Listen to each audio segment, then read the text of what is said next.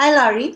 Thank you for speaking with us today about the research that you've been doing with the Network for Business Sustainability on collaborating with competitors for sustainability. And those of you listening, if you have more questions after the interview, feel free to contact us at info@nbs.net. So Laurie, tell us about what you've been doing over the last 8 months, and maybe if you can begin with, why do you think it's an important question? Why should companies care to collaborate with competitors? Well, managers today face very complex problems in sustainability, really big issues that require a lot of different kinds of organizations, companies to work together. So if you think about something like climate change, the solution to something like that is very unclear, and it's very difficult to say who's responsible. Everybody plays a part in something like climate change. And there's other examples like the collapse of Rana Plaza, the garment factory in Bangladesh, where in order to solve those kinds of big issues, many organizations have to come together. And managers are finding themselves sitting at the table with their competitors. And they're asking themselves questions like, how much information should I share? Or how much my resources should I allocate? And can I really trust the partners that are sitting at the table? So understanding these tensions that are in these kinds of collaborations with competitors are really important for managers to work together with competitors and address these big issues in sustainability. That sounds fantastic. Sounds like you're studying a very relevant questions to businesses. So could you give us an example of a successful collaboration from your study? What does that look like? Sure. Well, I think that success has different forms. And if we just take 2 examples from what we've looked at, responsible care, for instance, there are 3 real things that make it successful. First of all, there's a very collective responsibility. So all of the partners and competitors that are involved in this collaboration share a collective risk or even a collective license to operate.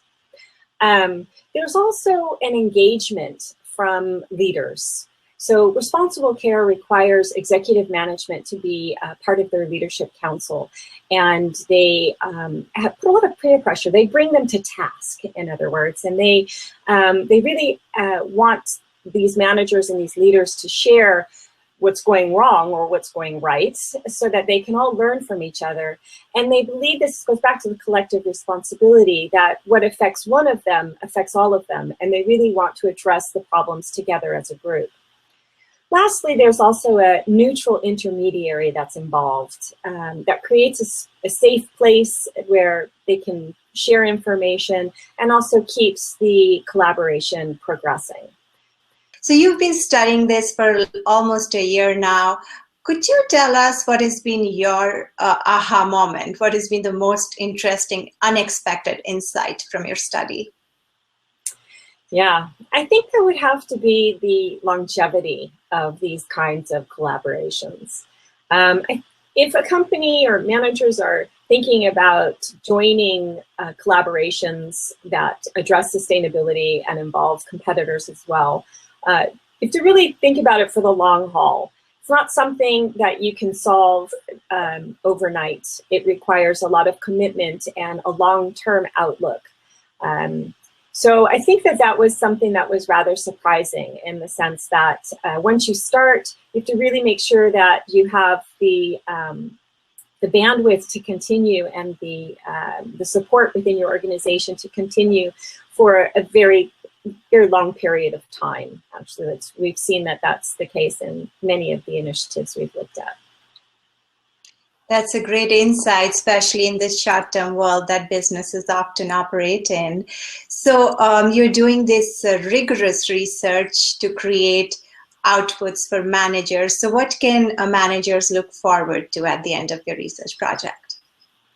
Well, we're developing a tool that they can use to assess their collaborations with competitors and see where they stand as far as being able on the tensions of cooperating and competing, or in how formal or informal the collaboration is, which will help them in managing their collaboration and their partners in order to achieve the outcomes that they want to achieve.